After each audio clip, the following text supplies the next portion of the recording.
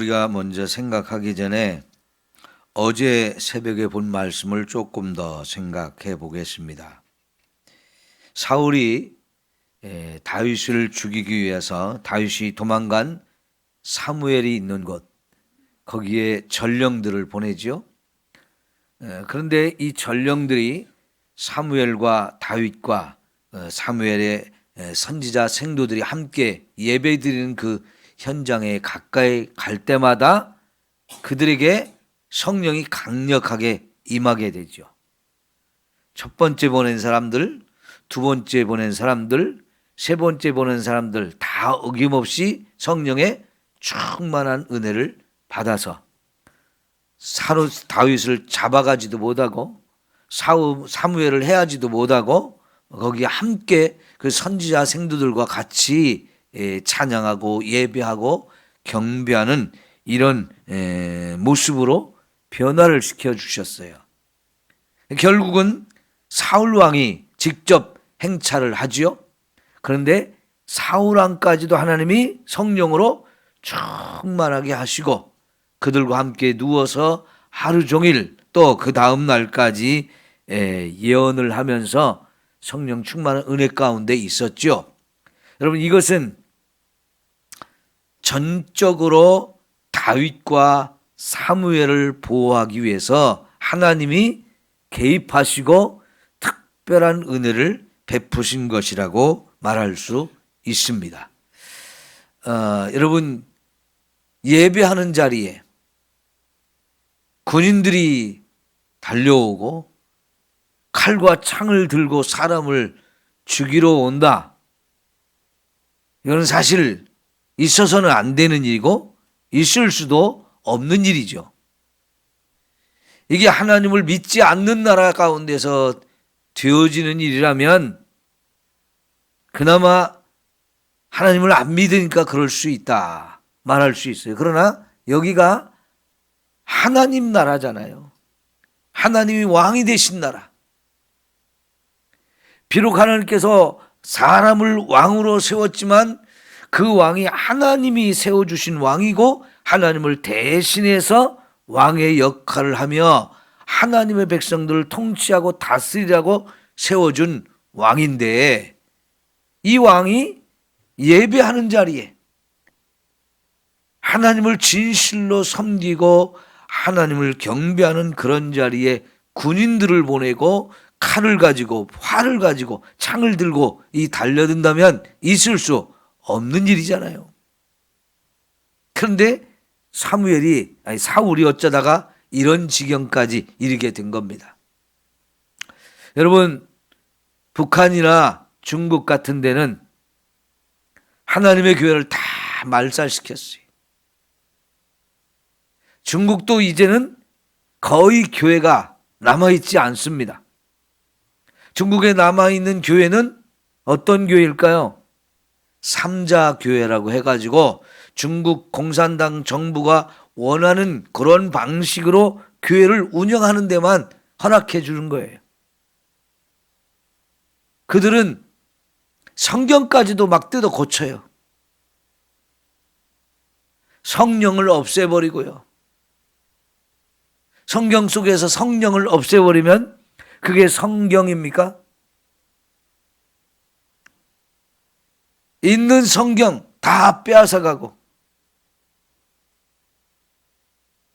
예수 그리스도를 통해서 우리에게 주신 구원의 이야기를 제대로 하지 못하게 하고 다 변질시키는 거지요. 그럼 교회가 교회다운 모습을 가질 수가 없는데 그렇게 해서 교회가 유지된다? 그 사람들이 모여서 하나님께 예배한다? 참 심각한 문제가 되어지는데 국가가 개입해서 종교를 바꿔버리는 거지요. 이건 너무나 안타까운 일인데 공산주의는 결국 그런 일을 한단 말이죠. 자, 그런데 하나님께서 이전 사울이 보낸 군인들이 교회에 들어오지 못하게 하고 들어오려면 총칼을 다 내려놓고 예배하는 자리에 오게 하는 거지. 그런 자리에 그들을 부르시는 거예요. 그래서 그들도 함께 예배하게 하고 그들도 함께 하나님의 큰 은혜를 받게 해 주시는 거지요. 이게 하나님이 살아계시고 하나님이 구원의 하나님이기 때문에 이렇게 하시는 거지요. 이런 특별한 하나님의 은혜를 베풀어 주심으로 사무엘과 또 선지자들 그리고 다윗까지 완벽하게 하나님이 보호하시고 지켜주십니다. 자, 그런 사이에 다윗은 그곳을 피해서 또 도망갈 수밖에 없습니다. 그러면 여러분, 하나님이 이왕에 해결해 주시는 거 문제를 싹 해결해 주시면 좋잖아요. 근데 그러려면 사울이 변해야 되는 거거든요. 그런데 여러분, 아무리 하나님께서 그를 변화시키기 위해서 이렇게 엄청난 은혜를 부어준다 해도, 그래서 특별한 하나님의 은혜를 경험했으면 이게 변화가 돼야 되는데 사울은 안 변하잖아요. 이게 문제인 거예요. 하나님이 왜 이 문제를 싹 완벽하게 해결해 주지 않기를 원하시겠습니까? 이왕에 해결해 주시면 완벽하게 해결해 주기를 원하시죠. 하나님이 더 원하실 거 아니에요. 근데 문제는 이 인간인 사울이 변하지 않는 거예요.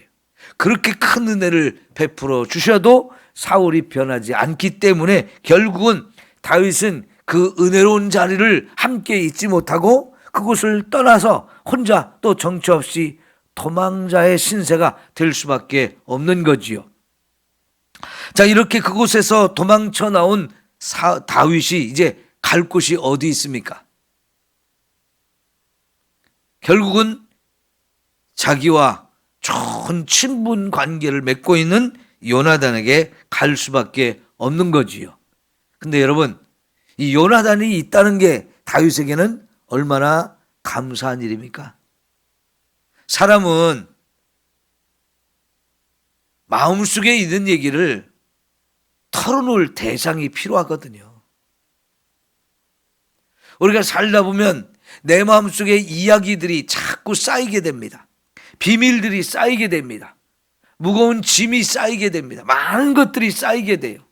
근데 그것을 자꾸 쌓아놓기만 하고 풀어내지 않으면 이게 내 속에서 이게 큰 사고가 만들어지는 거거든요. 큰 질병이 되어지고요. 근데 이걸 자꾸 품어내야만 사는데 다윗이 이렇게 엄청난 힘들고 어려운 상황 속에 그래도 이런 좋은 친구가 있어서 그 친구를 찾아갈 수 있고 그리고 자기 마음속에 있는 모든 이야기를 열어서 다 꺼내놓을 수 있다는 거, 참 이게 큰 은혜입니다. 하나님은 다윗에게 이렇게 좋은 친구를 붙여주셨는데, 여러분, 이 땅에 살면서 우리 친구를 잘 만드는 것도 은혜이고 축복입니다. 근데 친구가 그냥 만들어지나요? 나도 잘해야 되고 친구도 잘해야 이게 친구가 만들어지는 거잖아요. 어떤 사람은요, 내 주변에 있는 사람을 다 나를 위해서 이용해 먹을 사람으로만 자꾸 사람을 대하는 사람이 있어요. 여러분, 이것처럼 어리석은 사람이 없습니다. 일방적으로 사람들이 나한테 다 잘하기만 하지는 않잖아요. 가는 말이 고와야 오는 말도 고운 것이고요. 내가 남을 먼저 마음을 열어서 사랑해야 그것이 사랑으로 돌아오는 거잖아요. 공이라는 게 벽을 향해서 땅 치면 어떻게 됩니까? 그 공이 다시 돌아오게 돼 있어요. 근데 세게 던지면 세게 돌아오고 약하게 던지면 약하게 돌아옵니다. 사람 관계가 다 그런 거지요. 내가 먼저 사랑을 베풀면 저 사람이 나한테 잘해주네? 그 사람도 나한테 마음을 열고 잘해주게 돼 있어요. 가는 정, 오는 정이지요.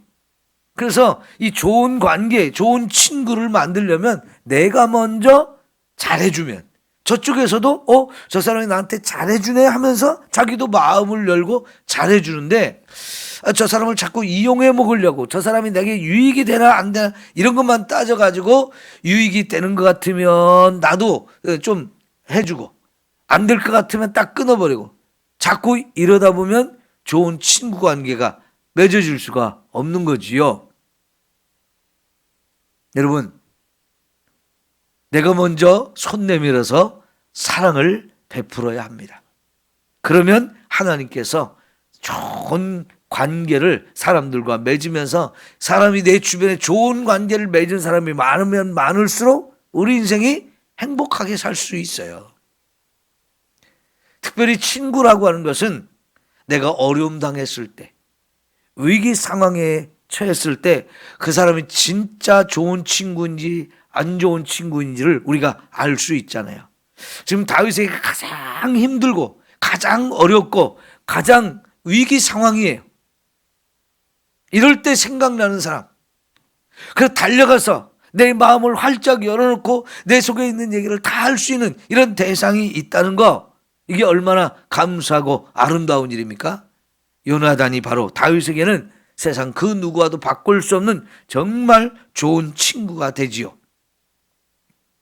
근데 그 요나단이 결국은 누굽니까? 원수의 아들이에요. 아버지는 다윗과 원수인데 그 원수의 아들은 요나단은 나하고 너무나 세상에 더 없는 좋은 친구란 말이죠. 참 인간관계가 복잡하고 힘든 것 같아요. 요나단 입장에서도 내가 이렇게 사랑하고 내 생명처럼 사랑하는 이 다윗을 내 아버지가 죽이려고 한다. 제발 그러지 않기를 바라는데 다윗을 내가 사랑하듯이 우리 아버지도 사랑하면 얼마나 좋을까?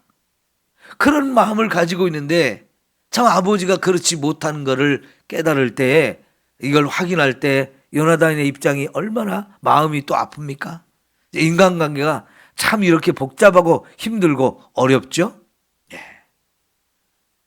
또 사람은 좋은 관계를 맺고 있다가도 또 이상하게 자꾸 틀어지는 일도 자꾸 생겨요.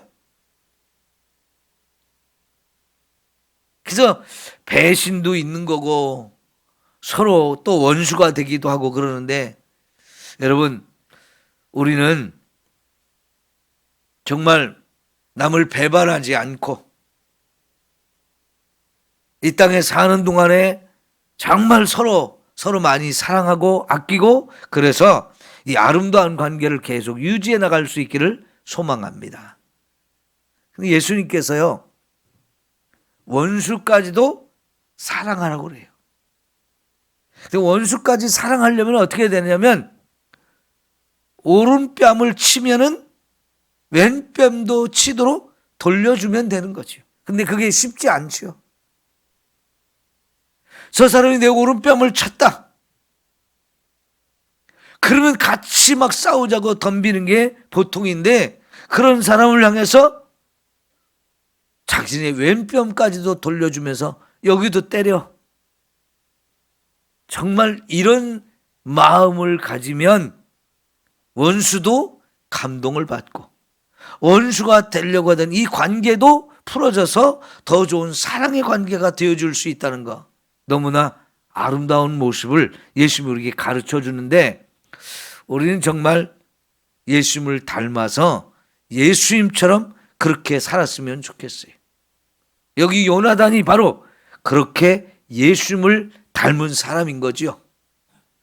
내 아버지는 내 친구를 죽이려고 하지만 나는 아버지와 똑같으니 이 내 친구를 배반하고 죽이려고 하는 편에 서지 아니하고 끝까지 내 친구를 위해서 그의 생명을 보존해주고 지켜주고 그를 위해서 내가 할 수 있는 한 최선을 다할 수 있는 이런 아름다운 모습, 이거는 진짜 예수님을 닮은 너무나 귀하고 아름다운 모습이죠.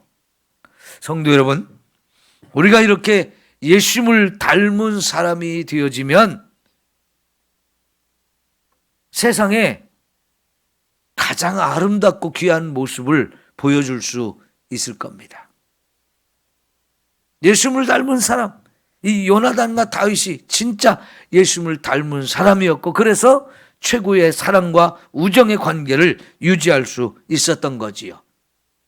결국은 여러분, 이 세상에서 가장 우리의 좋은 친구가 누구냐? 예수님이죠. 예수님.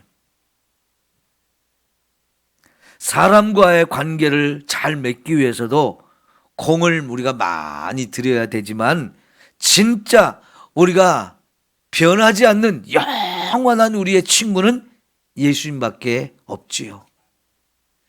우리가 세상 살면서요, 사람 도리를 하려고 얼마나 애를 씁니까? 사람과 사람의 관계도 우리가 맺고 살 때 그 관계를 좋은 관계로 맺기 위해서는 도리가 있는 거예요. 그 사람이 좋은 일이 생겼으면 나도 축하를 해주면서 기뻐해 주고요. 그 사람이 힘든 일이 있으면 나도 찾아가서 위로도 해주고 또 같이 손도 잡아주고 그러면서 이 인간적인 도리를 자꾸 해야 이게 관계가 좋아지는 거지. 그런 일을 하지 않고 좋은 관계를 맺느냐? 그거 불가능합니다. 그죠? 그래도 또 틀어지기 쉬운 게 우리 인간관계인데 여러분, 그래서 사람한테는 자꾸 실망을 하게 되죠. 그러나 여러분, 예수님은 변함없이 우리를 사랑해 주시기 때문에 그 예수님이 우리의 최고의 친구가 되어지는 거지요. 여러분, 우리가 기도가 뭡니까? 하나님 앞에 와서, 예수님 앞에 와서 내 마음속에 있는 거 다 얘기할 수 있는 거잖아요. 지금 다윗이 요나단을 찾아가서 자기 정말 힘들고 어려운 이 상황, 너의 아버지가 나를 죽이려고 해, 이런 것까지 다 얘기할 수 있는 것처럼 사실은 우리 하나님과 우리 예수님께 우리의 모든 걸 다 열어 보일 수 있는 거죠. 하나도 숨김없이 모든 걸 다 알릴 수 있는 거죠. 이런 분이 우리에게 있다는 게 얼마나 감사한 일입니까? 그럴 때마다 예수님은 정말 네가 힘들겠구나, 너 정말 어렵겠구나, 내가 도와줄게, 내가 붙들어 줄게, 이러면서 우리의 모든 걸 다 들어주시고 그를 듣는 것으로 끝나지 않고 우리의 삶에 해결의 길을 열어주시고 우리를 더 사랑해 주시고 우리에게 더 큰 은혜와 위로를 주시는 너무나 좋은 친구이죠.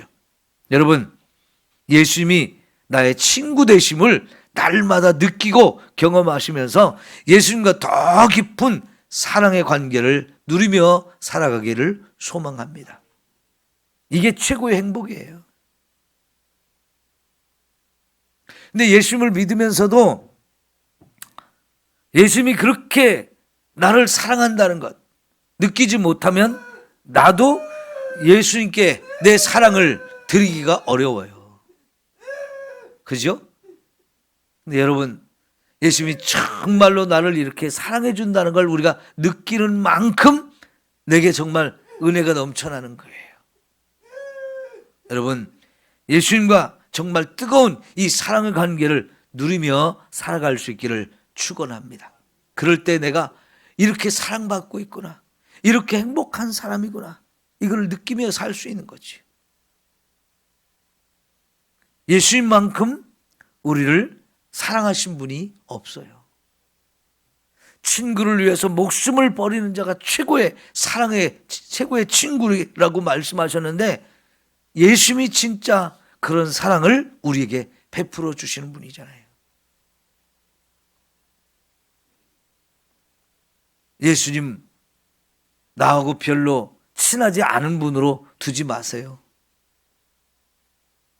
예수님이 나를 얼마나 사랑했는지를 자꾸만 깨달으시고 그래서 정말로 예수님이 나를 이렇게까지 사랑해 주셨구나, 그걸 깨달으면서 나도 그 예수님을 정말 뜨겁게 사랑한다면 예수님과 우리의 관계가 최고의 은혜의 관계가 되어줄 수 있는 거지요. 오늘 말씀은 다윗과 요나단이 얼마나 뜨거운 사랑의 관계를 맺고 있는지를 확인할 수 있는 거예요. 결국 요나단이 자기 아버지가 다윗을 죽이려고 하는 게 진심이구나, 이걸 깨달은 다음에 정말 너무나 안타깝지만 이 요나단이 다윗을 살리기 위해서 모든 걸 다 하잖아요.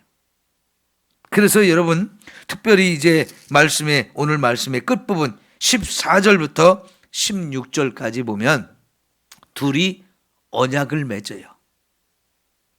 너하고 나하고 언약을 맺자. 너의 집안, 나의 집안, 그리고 너의 후손, 나의 후손까지 이 언약 관계가 유지될 수 있도록 우리 정말 언약을 좀 맺자. 둘이 언약을 맺어요. 서로 지켜주자. 서로 보호해주자. 나는 너를 책임져주고 너는 나를 책임져주고 내 것이 다 너의 것이고 너의 것이 다 내 것이 되어지는 이런 언약을 맺자. 예, 그래서 결국은 이 안타깝고 힘든 상황 속에 두 사람이 언약을 맺죠. 그만큼 둘이 사랑하고 아끼는 관계가 맺어졌어요. 여러분, 하나님과 우리의 사이도 언약으로 맺어진 사이예요. 성경은 약속이잖아요. 하나님이 우리에게 주신 약속이에요. 우리도 그 약속을 붙들고 사는 거예요. 그래서 하나님과 우리 사이가 언약을 맺은 관계입니다. 성경 속에 이런 언약에 대한 이야기가 계속 나오는 것은 하나님과 우리가 이런 언약 관계를 맺고 살아간다는 것을 확인시켜주는 이야기죠. 다윗과 요나단 사이에 이 하나님과 예수님이 계시지 아니하면 이런 언약 관계가 이루어질 수가 없는 거지요. 근데 그 둘 사이에 예수님이 계시고 하나님이 계시고 믿음으로 맺어진 이 언약이기 때문에 이것은 변함이 없었어요. 그래서 요나단도 다 자기의 생명처럼 다윗을 생명을 지켜주고 다윗도 요나단을 그렇게 귀하게 보기 때문에 나중에 요나단이 죽었을 때에 다윗이 왕이 되고 요나단은 죽었을 때에 요나단의 아들을 끝까지 자기가 품고 사랑하고 지켜주는 것을 우리가 볼 수 있잖아요. 이때 맺은 언약 때문에 그 언약을 계속 지켜가는 거예요. 사실 사울 왕이 죽었을 때 사울과 세 아들이 함께 한날 죽었잖아요. 블레셋과 싸우다가. 그랬을 때요, 사울의 군대 장관이었던 아브넬이 있어요. 이 아브넬은 사울의 사촌 형제예요. 사촌 형제. 그게 집안이지요. 근데 실제적인 이제 사울과 사울의 세 아들이 다 죽고 나니까 모든 힘을 이 사촌 형제인 아브넬이 군대 장관이었기 때문에 그 사람이 다 쥐고 있어요. 그런데 그 사람이 요나단의 아들 무비보셋을 데리고 가서 요단강 건너가서 새로운 나라를 세워 그 사람을 왕으로 세우고 자기가 정권을 쥐고 흔들지요. 나중에 이제 아브넬이 안 되겠다 싶어가지고 다윗을 찾아가서 나라를 하나로 합하자 이렇게 합니다. 그랬을 때 이제 그 사울의 아들 되는 그 사람을 왕으로 세웠던 그 사람을 어떻게 할 거냐 이 문제가 있을 때요, 그것도 다 품어주죠. 다윗이.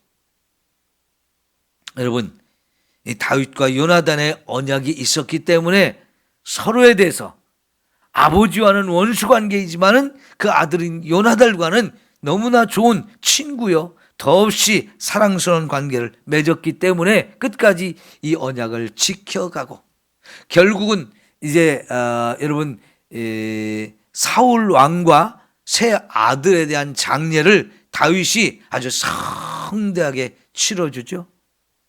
그래서 이 요나단과 다윗의 관계로 인해서 두 집안이 영원히 원수가 될 수 있는 집안이었는데 그것이 다 풀어지고 이렇게 아름다운 은혜에 의해서 언약을 끝까지 지켜가는 멋진 모습을 우리가 볼 수 있는 거지요. 여러분, 우리가 이 땅 살아가면서 내 주변에 있는 사람들도 정말 내 몸같이 사랑하는 삶을 살고 하나님과도 이렇게 최고의 사랑의 관계를 맺고 사는 것, 이것이 우리 신앙생활에서 가장 멋지고 아름다운 모습인 줄 믿습니다.